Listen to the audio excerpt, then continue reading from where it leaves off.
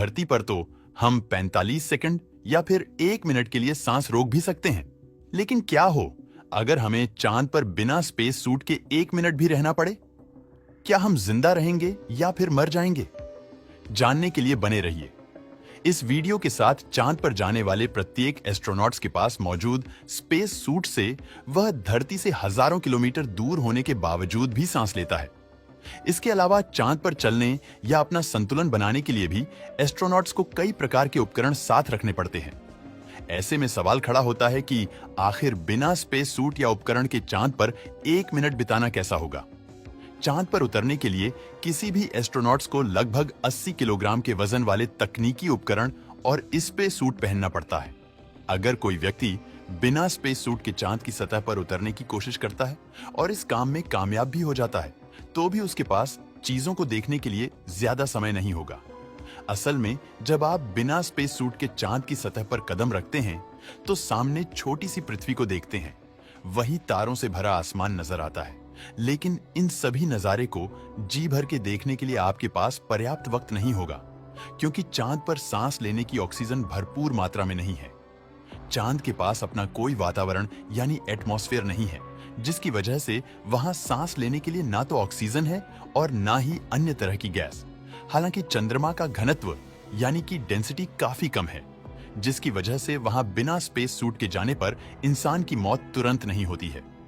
लेकिन ऐसा भी नहीं है कि आप चंद्रमा पर सेल्फी क्लिक करवा सकते हैं, क्योंकि यहां आप हाइपोक्सिया की वजह से मर जाएंगे। दरअसल हमारा शरीर बाहरी वातावरण से सांस यानी ऑक्सीजन लेता है और कुछ हवा हमारे शरीर के अंदर मौजूद होती है।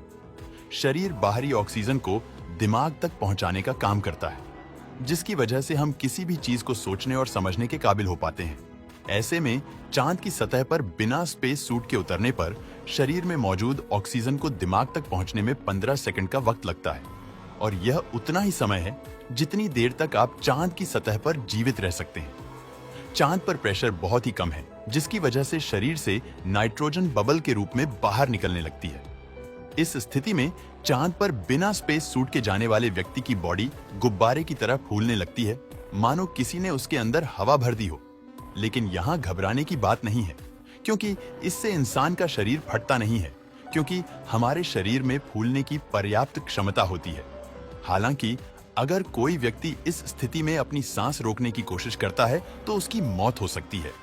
चांद पर शरीर फूलने की स्थिति काफी हद तक पानी में तैराकी करने के समान होती है।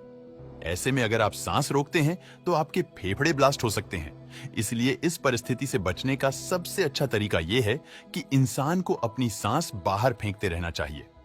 ऐसा करने से शरीर के ऊपरी हिस्सों जैसे आग, नाक आदि में मौजूद लिक्विड जीभ पर जमा हो जाता है और भाप बनकर उड़ जाता है, जबकि खून शरीर में पर्याप्त मात्रा में मौजूद रहेगा। किसी भी जगह पर जीवित रहने के लिए सांस के बाद सबसे जरूरी चीज है तापमान, क्योंकि इंसान का शरीर ना तो ज्यादा तापमान को झेल सकता है और ना ही कम। हम आपको बता दें कि दिन के समय चांद का औसत तापमान 130 डिग्री सेल्सियस तक होता है, जबकि रात के समय यह -173 डिग्री सेल्सियस तक लुढ़क जाता है। इससे आपको अंदाजा लग गया होगा कि चांद का तापमान धरती के मुकाबले कितनी तेजी से बदलता है। लेकिन चांद पर एक दिन धरती के 29 दिन के बराबर होता है। यहाँ 14.5 दिन रोशनी और 14.5 दिन अंधेरा होता है। रात के समय में चंद्रमा पर जाते हैं तो ठंडे तापमान की वजह से तुरंत नहीं जमेंगे। वही थर्मल रेडिएशन के कारण इंसान का शरीर बहुत धीरे धीरे गर्माहट छोड़ता है।